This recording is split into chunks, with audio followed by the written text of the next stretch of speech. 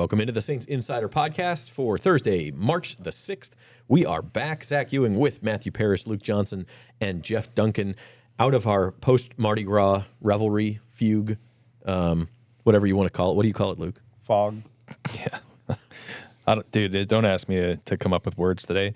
We're just coming out of 7 consecutive days of Mardi Gras in the Combine, which is just like an absolute gauntlet for me and you boy Matthew over there. So I don't know how you're feeling. I needed all of yesterday to recover.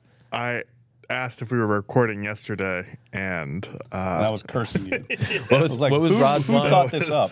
What was Rod's line in the group text? It was You need to work on your Mardi Gras load management. Yeah, that's I right. believe. Yes. Yes. As a guy covering the NBA right now at the Pelicans facility, he's well versed in load management.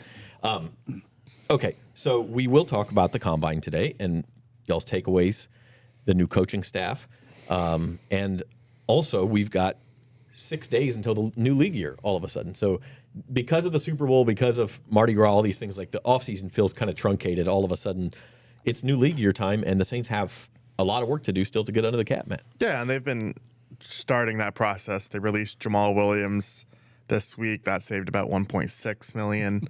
Almost there. Almost there. Are we there yet? They benefited from the league's cap being $279 million, which was higher than they were expecting. There's still some big questions, though, namely, what are they going to do with Derek Carr? What's going to happen with Cam Jordan? You can throw Taysom Hill into that group. Those are like the two main restructure pay cut dudes.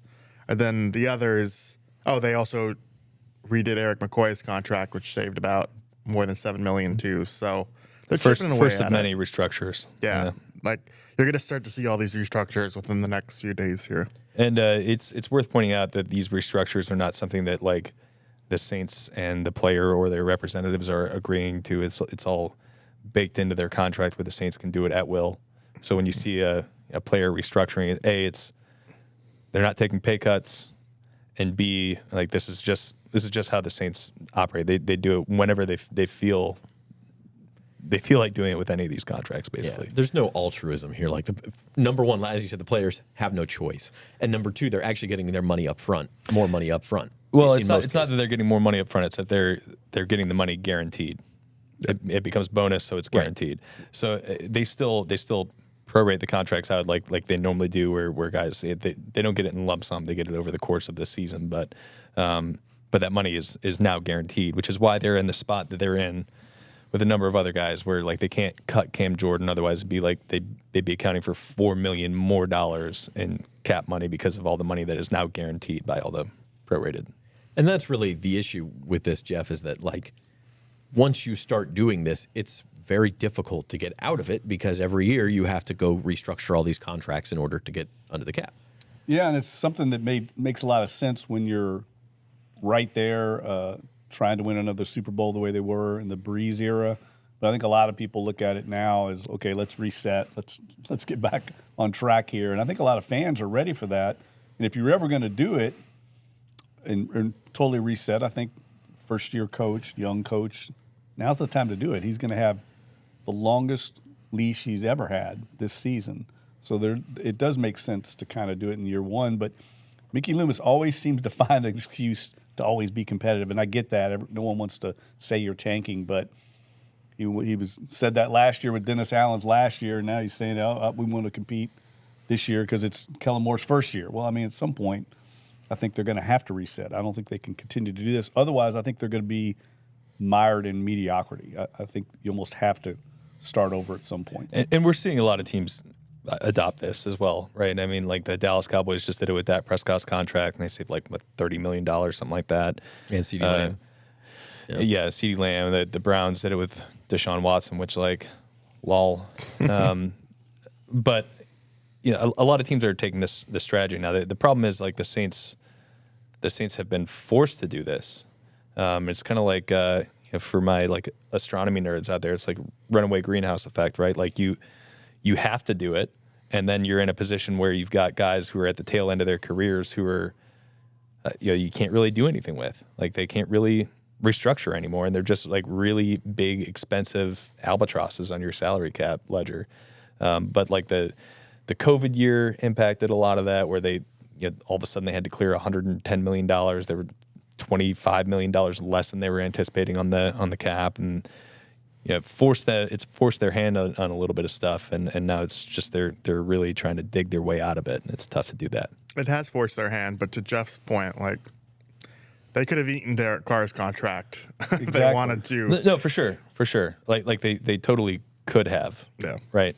It's just that they're in a spot right now where they don't feel like they need to do that, which is I think that's worth questioning. And I think to their point, they would say, "Oh, well, we have made strides. Like we've gotten healthier than it was. We're slowly getting it back to normal." Like this was the year to me that they could have actually gotten, I think, in good shape for 26, and now it's murkier. But I don't think they're in a terrible position financially, the salary cap wise, even though they're so over the cap. Like looking at it, there's not too many moves to actually get cap compliant this year. Like they're in okay shape for that. Right, because they can wipe out $31 million yes. with Derek Carr, and then have him be a $70 million cap hit next year. Yeah. Let's table that just for a second because there's more to dig into there, I think. But we were going to start, and I love tangents, but we were going to start with a combine recap, and I think this is all framed through the lens of this is the first time in a long time the Saints have had a brand new coaching staff, a brand new regime. I mean, obviously Dennis Allen took over in 2021, but that was or after 2021, but that was a kind of some holdovers. So with a brand new staff, in fact, Saints were still hiring staff members while y'all were in Indianapolis. It's got to be a different feel. I mean, just from the aspect of trying to figure out what's going on and what the Saints want. Yeah, I totally agree. There's only one holdover from last year's staff. Keith Williams, and then some of the lower assistants like Mike Martinez and right. And they brought back some guys that have had experience with this staff before, in Joel Thomas and Brendan Nugent. But I mean, we don't really exactly know what these guys want to do when it comes to building their roster out, which I think it made it kind of easy in a way to figure out. Okay, well, you're at the combine. This guy's this height, this weight, this athletic score. Like you can kind of peg him as somebody the Saints would want to target. But I don't think we can do that anymore.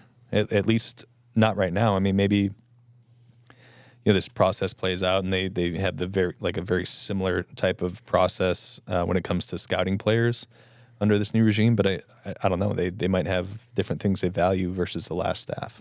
And we heard that from Jeff Ireland too, that he runs the Saints draft pretty much, and he said that some of the prototypes that they had been used to in the past, Brandon Staley, the defensive coordinator, and his defensive staff, they might want different prototypes, speedier edge rushers, smaller edge rushers. I do think you are going to see some changes, at least on the defensive side of the ball. Yeah. Yeah, and the prototypes, as Jeff Ireland pointed out to us, they're based on the league average for starters. So you take the 32 starting running backs in the league, and they average out to 5'11" and 205 pounds. You're like, okay, well, that's kind of the benchmark that we're looking for. So the offensive numbers are probably not going to change much, depending on the scheme that Kellen's bringing in versus the scheme they were running with under Clint Kubiak. But the defensive numbers are, because they're likely going to be a 3-4 base team, and even if they're not going to be playing in base that much, it's going to require a different type of player than they needed under Dennis Allen, who was looking for 6'7" aliens at defensive end. And if you want some names, Luke, you did write a story that published on NOLA.com this morning with some names specifically on the defensive side of the ball that may fit in Brandon Staley's system. Right, because that's the area where we're going to see the most variance as opposed to they've been running Dennis Allen's scheme since 2015. Yeah. So, yeah, I think there were certain types of players that fit exactly what he was looking for, both in terms of the defensive line and really all three levels of defense, right? And you were looking at corners who excelled in man coverage. I don't think that's necessarily what they're looking for now. So it's going to change things. I just don't think it's going to be super drastic. You're still just looking for really good football players at the end of the day. Any other combine takeaways, guys? Maybe not even draft related that you took away from meeting with Mickey Loomis, Kellen Moore. Again, difficult to know exactly where the Saints are and where they want to go, but maybe one interesting nugget on Paulson Adebo. Yeah, I mean, I think he, first of all, he's doing well health-wise. He broke his leg in the middle of the season, put out a video of him dunking a basketball. So he expects to have a lot of suitors, and he's kind of in this interesting age range where, he's only 25, right? 25? Yeah, I think he's going to turn 26 this season, I think, but only 25 right now. But, prime, though. That's he's in his prime. The corner market itself is not, there's not a lot of quality corners there. I think that helps him. And a lot of teams need corner help. So it'll be interesting to see. They're kind of like different tiers of corners of what they're paid. I think he's going to shoot for that tier 1, 20 million, 19 million. Like, I don't know if some team will pay him that because of he's coming off the injury, but I don't think he's going to have to settle for a 1-year prove-it deal either. Yeah. Yeah, it's just like, he's young. He's been productive in his career, played a lot of ball, and really not only is he young, but he's like entering the best years of his career for what corners usually are. And I think, to Matt's point, a lot of the corners that are on the market right now are like, about to be entering their late 20s, early 30s on a deal. So that helps Paulson Adebo. He might be the best corner available on this market, and players like him don't typically hit free agency. Teams usually lock them up. So, I would expect a pretty robust market for him, which really hurts the Saints' chances on bringing him back. And I would say the other big picture takeaway from the combine that we learned, it's not that big of a surprise, but these guys want to just run it back, try and stay competitive. We got more of a picture of what is this team's vision of how they're going to be in 2025, and they're going to try and strike that needle of being competitive, trying to win the division.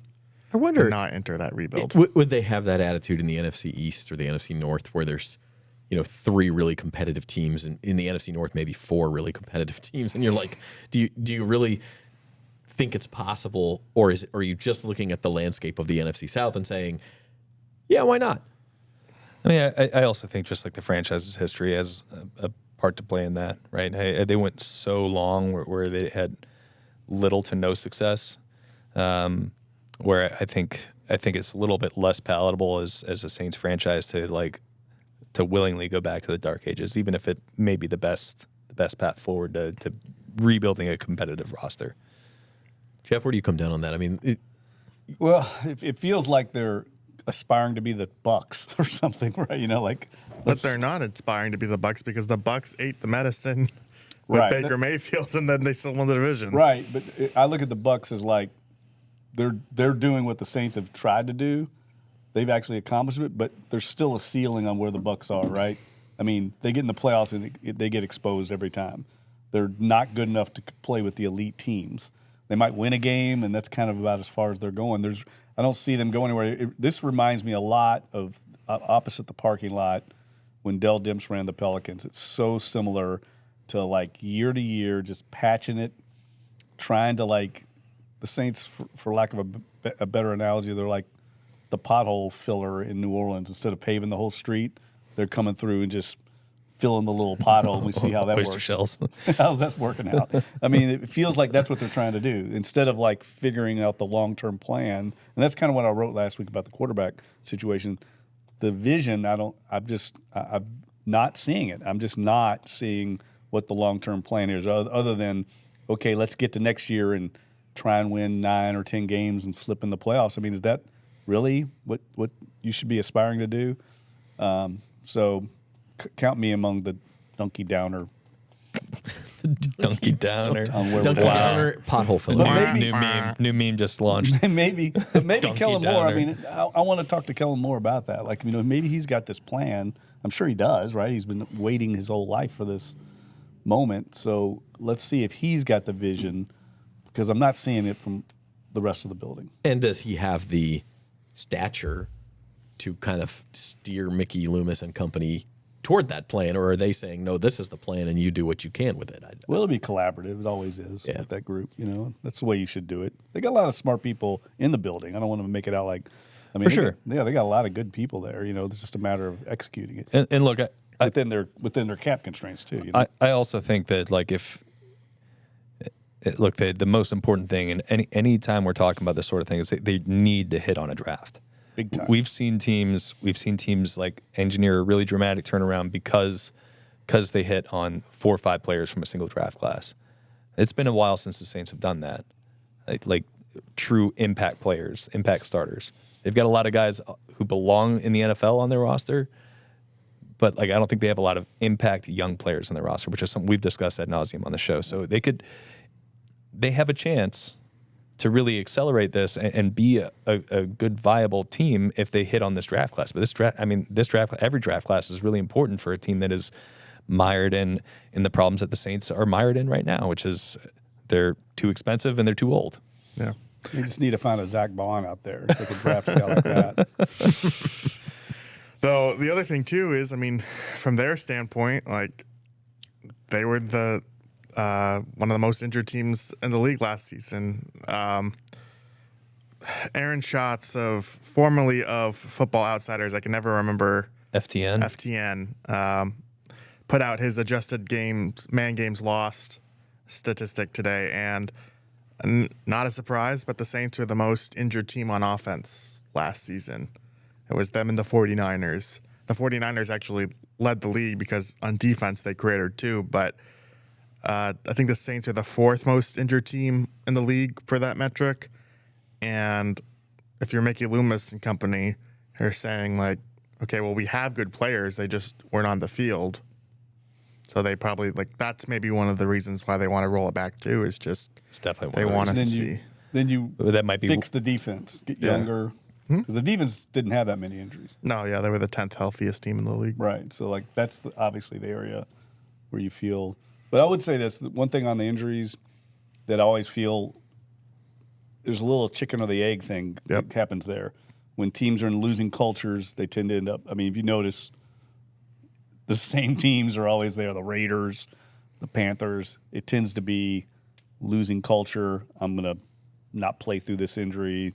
These things sort of become self-perpetuating cycles. Now, there's some of those major Saints injuries that were clearly No doubt. No Paulson doubt. Adebo, The Rashid Niners, Shaheed. though, to me, are when Mickey Loomis compared them to the Niners, I was like, well, the Niners have been winning a lot of games lately. Yeah. Yeah. So we'll see. Okay. I did want to hit briefly. You guys mentioned it. Matt, you mentioned it. Jamal Williams was cut this week. It was obviously the first of many things the Saints are going to need to do over the next week to get under the salary cap. But real quick on Jamal, he came in having led the NFL in touchdowns the year before in 2022 with Detroit.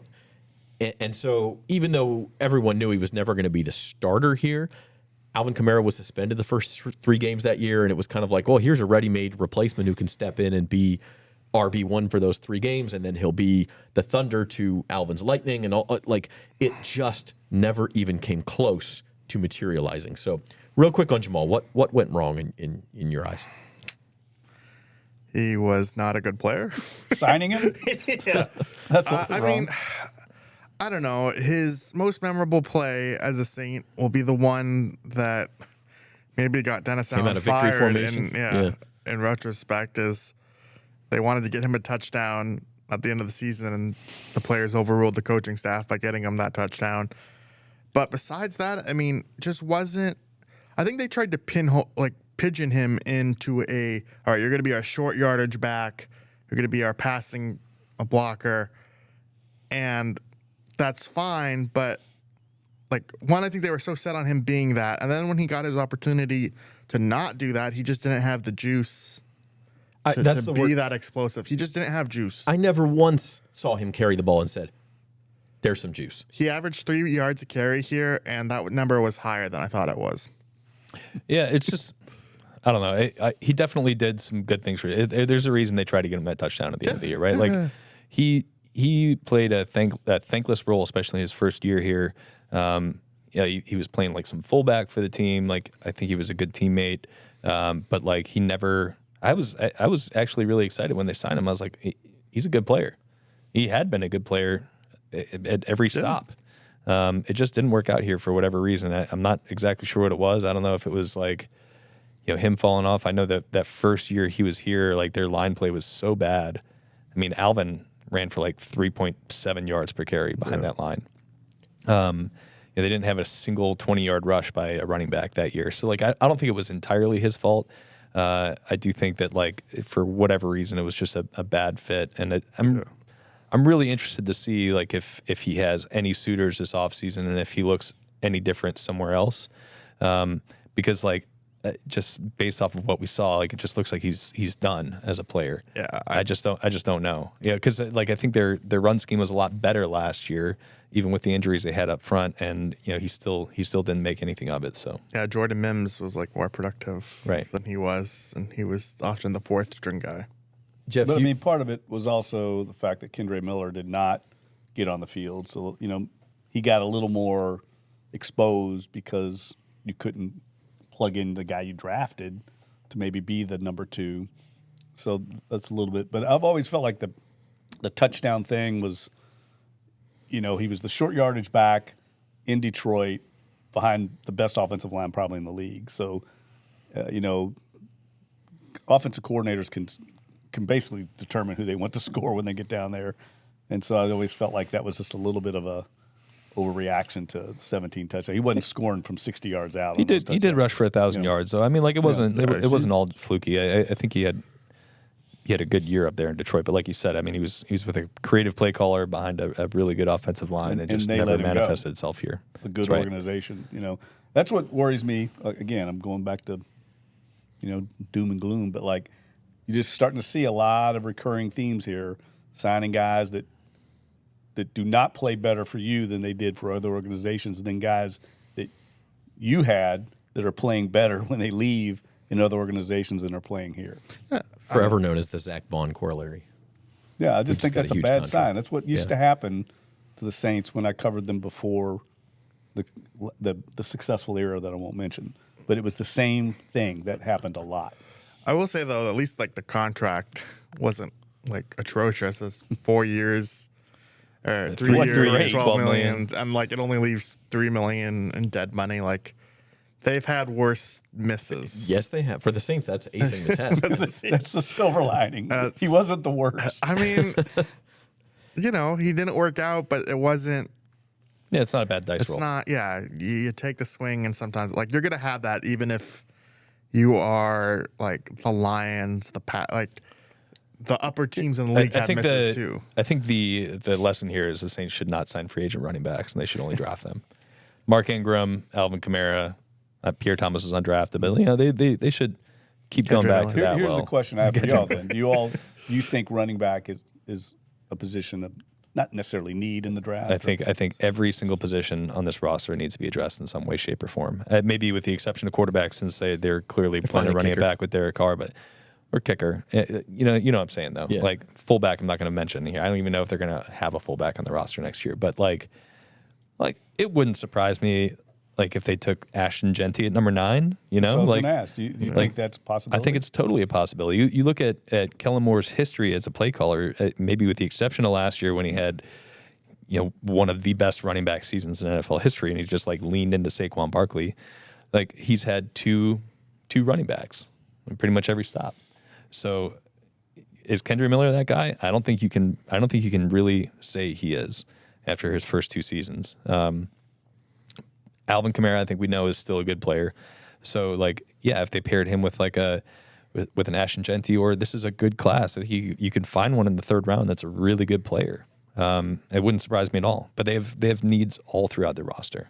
Yeah, if you have him graded a certain grade, you definitely pull the trigger. I mean, look at the Falcons. Did they draft Robinson at 8? Algier was a second year player when they drafted Bijan. But the point is, like, they felt Robinson was so good. Yeah. You just get him. You get him on your roster. Right. Don't worry about the depth chart later. And I think we're seeing the NFL kind of course correct on running backs too, where they're again viewed as valuable components to your roster. Obviously, what Saquon did last year, what Derrick Henry didn't, and in Baltimore, you're seeing him get paid a little bit more.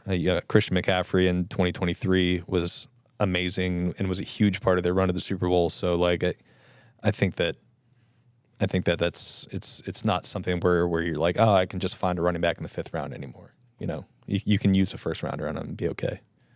All right, we owe you a 30-second break. We're going to take that now. When we come back, more salary cap talk and what the Saints, just what they need to do here in the next 6 days to get salary cap compliant. Back after 30 on the Saints Insider. There's no better place to parlay than Caesars Sportsbook. With quick picks, you can tap right into pre-built, ready-to-bet parlays right from the home screen. And if you miss tip-off, no worries. You can play same-game parlays live during the action. Plus, it's never been easier to find and bet on the biggest matchups of the day, so you can keep up with all the action. Caesars Sportsbook, proud partner of the NBA and the only sportsbook app with Caesars Rewards. Download it today. Welcome back to the Saints Insider. Subscribe to the New Orleans Saints at NOLA.com YouTube channel. Like the video. We see all these views and not enough likes. Hit the like button. Subscribe, notifications, all that good stuff. You can also find us on Apple Podcasts or Spotify. You can find all the written work at NOLA.com/Saints. So we appreciate you tuning in and hanging out. Lots to talk about today. We did some combine stuff, some Jamal Williams. We already touched on this a little bit, guys. I did want to dig into the salary cap. As of right now, Saints are, if we're counting McCoy, 40-ish million over. Yeah, about that. So Jamal Williams cut, Eric McCoy, the first major restructure. Basically, correct me if I'm wrong, this kind of boils down to you can do Carr and get rid of most of it, or you could do literally everybody else. Or you could do both. You could do both. Which I think is probably what's going to happen if they are serious about being players in free agency like they said they wanted to be. I don't think that players in free agency means they're going to sign somebody to a $20 million deal or whatever, but I do think that they're going to give themselves flexibility to add more than they did so last year when their signings were, I think the only guy they signed to more than a 1-year deal last year was Cedric Wilson. Is that right? Mm-hmm. So I think we'll see him be a little bit more active this time around. So that means Derek Carr almost certainly going to be restructured. That's $31 million right there. I think you'll see guys like Pete Werner, Carl Granderson. They're younger players who still have years left on their deal. I think we'll see restructured. I think there's a chance we see maybe a pay cut with Cam Jordan if he's willing to accept that. And some other stuff like Maybe that. Taysom. Yeah. Taysom, and also just maybe some other guys getting released. I'd have to look closer at the contracts to see like who's actually a candidate for that. Colin Saunders is the only one that right. That was going to our next question was any surprise cuts. And Colin Saunders is a guy I mentioned on the pod last week. He's one of the few guys whose salary is actually more than the dead cap hit would be. So he's kind of a candidate for that. Yeah, they don't have very many of them just because of the nature of how they've restructured all these contracts in the past. I think not for cuts, but for restructures, Granderson and Werner are obvious ones because they've just had their deals. They've had newer deals. And Cesar Ruiz. Yeah, and Cesar Ruiz would be the other. And those are guys that are going to be a part of probably the core going forward. So you don't mind doing that because still in their 20s. They've got a couple years left on their deal. I think all of them are in the $10 million range for cap hits. You could probably clear $15 million out of those three alone. But the goal here is of the players in their 30s who won't be around outside of Carr and maybe Taysom, you don't want to touch those. You got to start letting that money come off the books. Yeah. That's the goal. The goal. At least what we would make the goal. Right. I mean, they're already in a position right now where they can't. I mean, they can, but it'd be pointless to cut like Cam Jordan or DeMario Davis because it would cost them more in cap money to cut them than it would be to keep them around. So. And I think it's very it's such a small difference that Tyrann Mathieu would be like they'd save like $500,000 if they cut him. So to your point, yes, they're in kind of a tough spot with those guys. But and the way the Saints try to approach pay cuts, like most teams, is they want to try and make it a win-win for the player and the team, just so when the player comes back, he's not super mad about being on a lower salary. Like you saw that with Tyrann Mathieu last year. And Demario Davis. And Demario Davis. They both gave them extra years.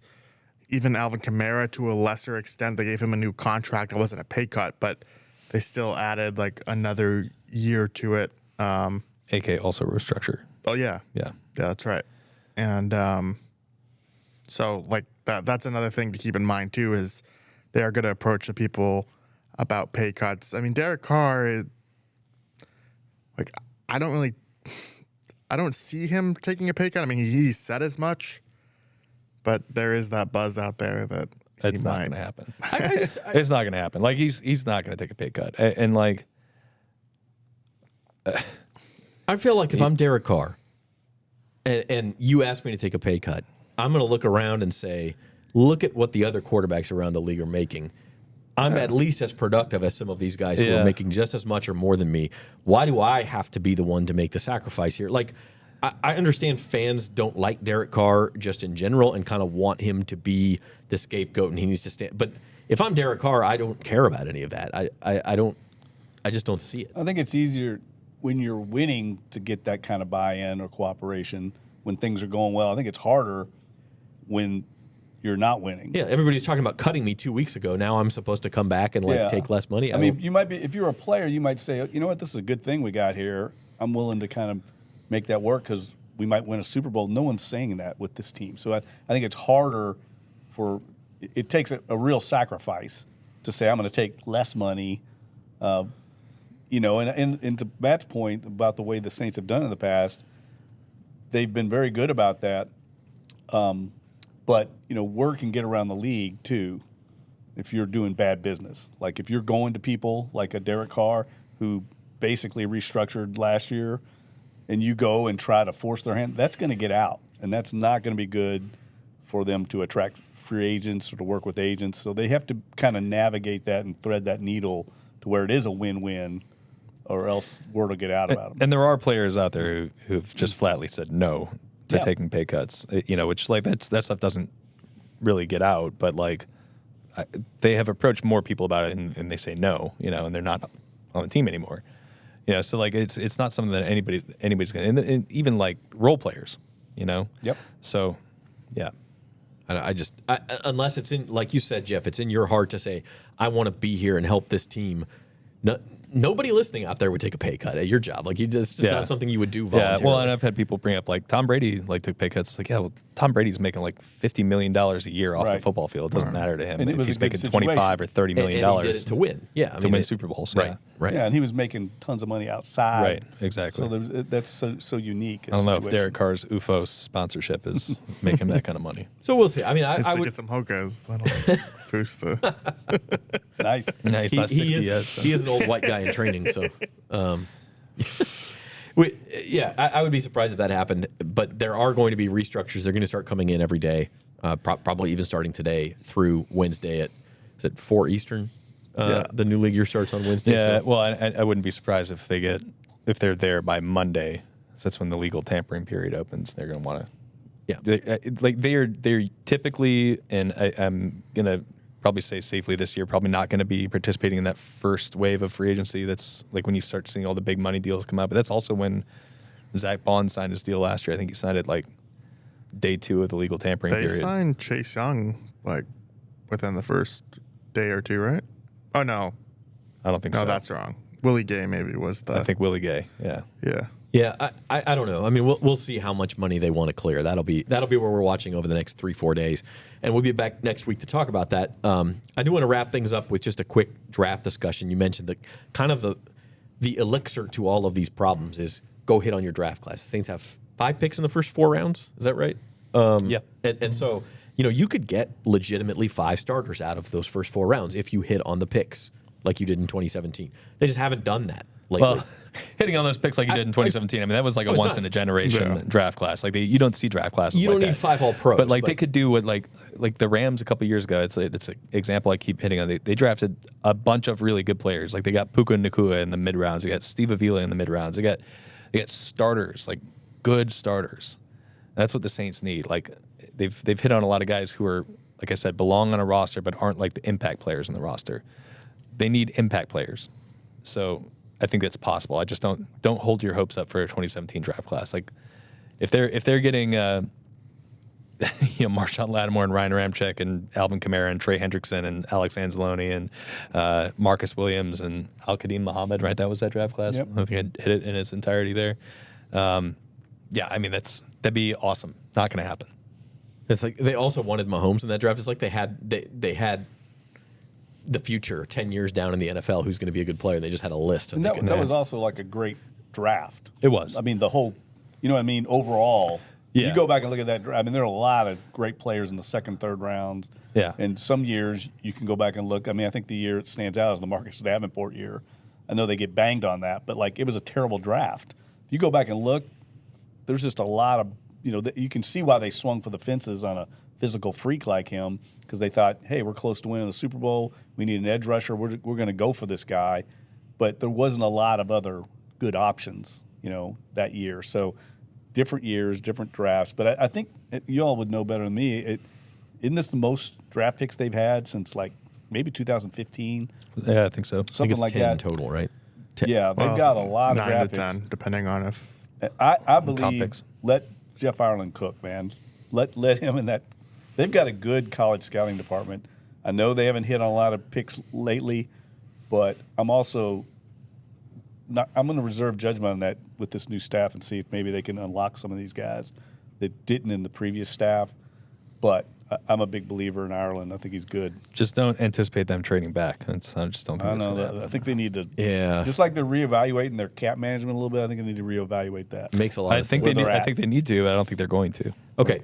It is March the 6th. We are exactly 7 weeks from the first round of the NFL draft. So we will do an early exercise here, and I'll put you on the spot. If you had to guess today, what position do the Saints take in the first round? This is completely speculative. Right. I understand that. We don't know who's going to be around. You have to be realistic. Like Abdul Carter is not going to be there. Let's be realistic.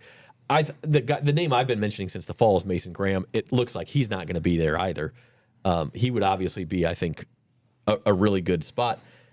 But any other thoughts on position? I'll go edge rusher because I think it's a premium position that they don't really have. Yeah, I think I'll agree with that. And I think there's a lot of guys that would make sense for him there. Yep. A lot of guys with different flavors too. Like they could find like their base end. They could find like the kind of bendy, undersized edge rusher that they just have consistently neglected because it didn't fit Dennis Allen's scheme. I think that's like if you were gun to my head right now, that's probably what I would say.